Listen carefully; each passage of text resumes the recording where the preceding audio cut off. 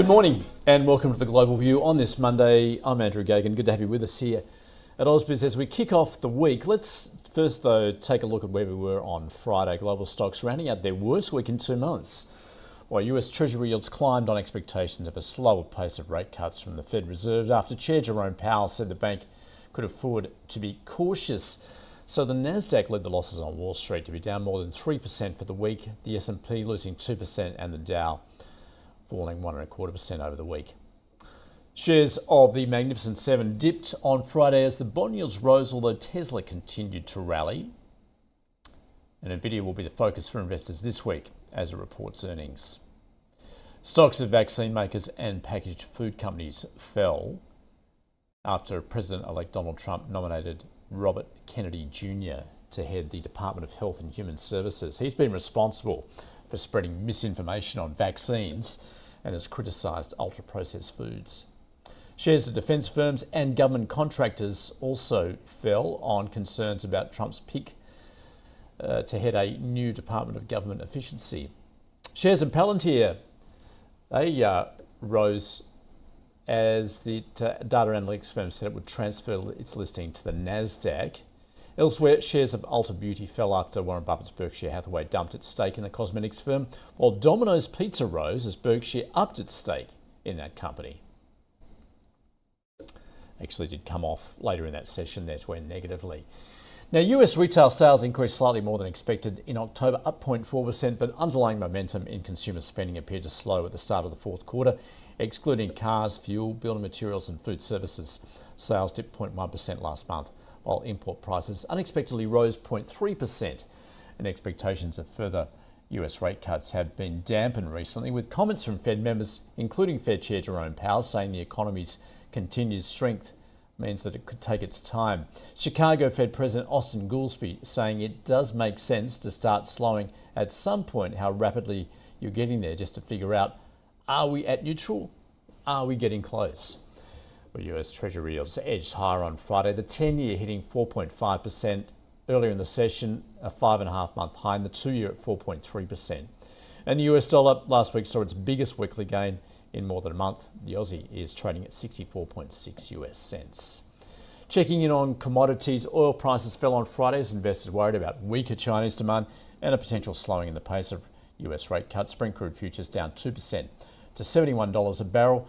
Metals prices were down across the board, with copper losing 0.5%, iron ore down 1.5% to $97 US dollars a tonne, and gold slightly weaker at $2,561 an ounce, but did notch its biggest weekly decline in more than 3 years, as those expectations of less aggressive rate cuts lifted the US dollar. Bitcoin checking in where it is trading 89,500 US dollars. Let's now turn to India and what we're seeing there. Certainly one of the best performing markets until recently. Mugunthan Siva joining us from India Avenue Asset Management. Mugunthan, good to see you. Likewise. As I said, been very impressive performance from Indian stocks. However, just recently they've come off. What are you observing there?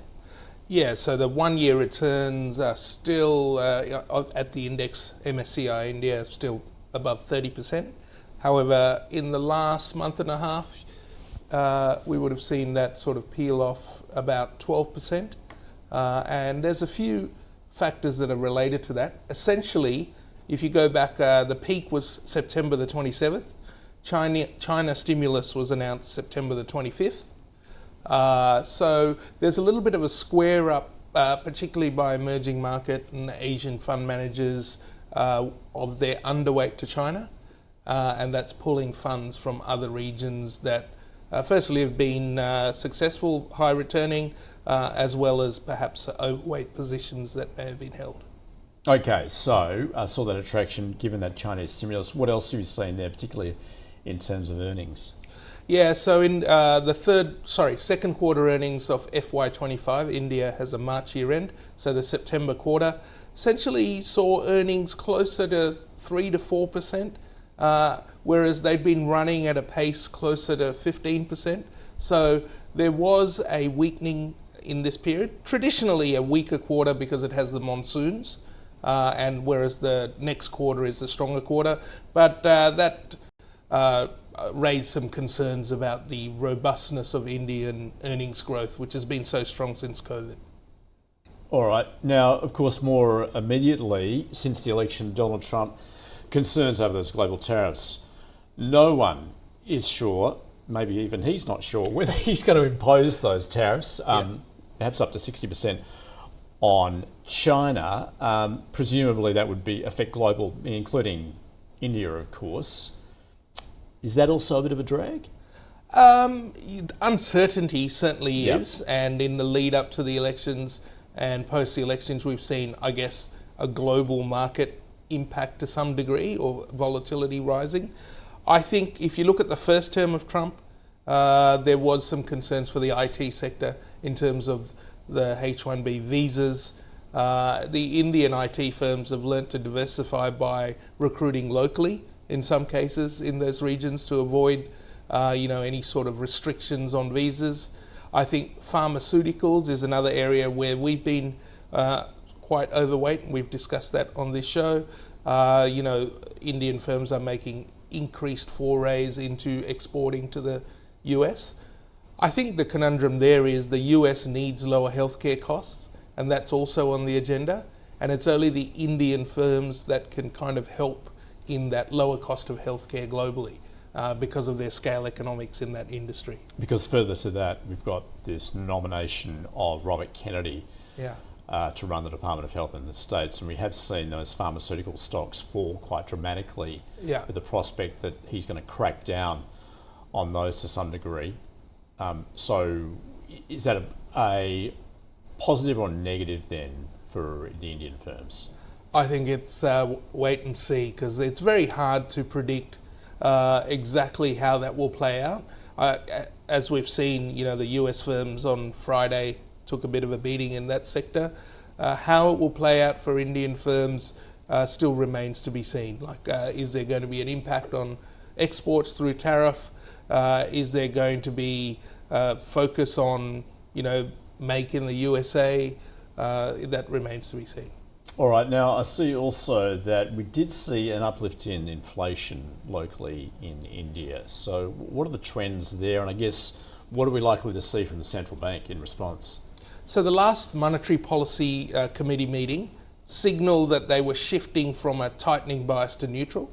However, the last two inflation readings have gone from 4.5 to 5.5 to 6.2. That's typically being driven by food prices. So food and energy costs obviously tend to be a higher component of CPI in particularly emerging market regions. And India is definitely, those are the two big influences on inflation. So we've just seen food prices tick up uncomfortably, even though the monsoon was quite good. We're expecting that perhaps this addresses itself over the next 3 to 6 months. But the rate cuts that were on the agenda probably postponed to somewhere in the second quarter next calendar year. So overall then, Mugunthan, how are you looking at those market valuations, and perhaps some entry point for those not in the market, and also what to do for those already in the market? Yeah, I think, India no doubt was at heady valuations of around 22 times 1 year forward. That has peeled back to slightly under 20 times 1 year forward. We're really talking FY26. And if you cut earnings, let's say 5 to 10% from current expectations, you're starting to look at reasonable valuations. I would think for those who are in the market, there's no rush to add further at this very point. And for those who haven't been in the market and have perhaps missed out, now's a good time to potentially look at, do I have exposure to India in my portfolio? And once again, where would you be getting that exposure? Which sort of sectors do you think? Well, I think, it's not necessarily the financials, but which is typically index heavy. So if you're investing passively in India, you tend to get a large exposure to financials. Financials are probably going to do it tough for some time, given there's an unhealthy rise in credit card borrowings and credit card usage and household leverage. So I would think areas, as we've discussed, areas like healthcare, infrastructure will come back to being, on the government agenda. They've been quiet for the last 3 months post-election, but we imagine that pace will start picking up again. And, I think probably the cyclicals are overpriced, and it makes more sense to focus on, areas like consumption, where the rural economy has the potential to start recovering a little bit. So do you think it's fair to say a lot of this decision making for an investor in India will be based on external factors, Trump policies, but also what we're seeing out of China? Yeah, both those factors, as well as how inflation plays out and what interest rates do. So India is a little peculiar in that inflation has been rising compared to the other regions, but cash rates are high at 6.5. So there's potential for rate cuts once inflation settles, and once we know the impact of Trump policies, and how they might look on India, then we'll be able to get a better gauge of where the country sits relative to the other investment opportunities. Mugunthan, always great to look at those opportunities in India. Thanks for joining us from India Avenue Asset Management. Thanks, Andrew. Quick check of the local market before we get going, and we are expecting a negative start there. SPI futures off around 0.3%. Stay with us. The open is a couple of minutes away.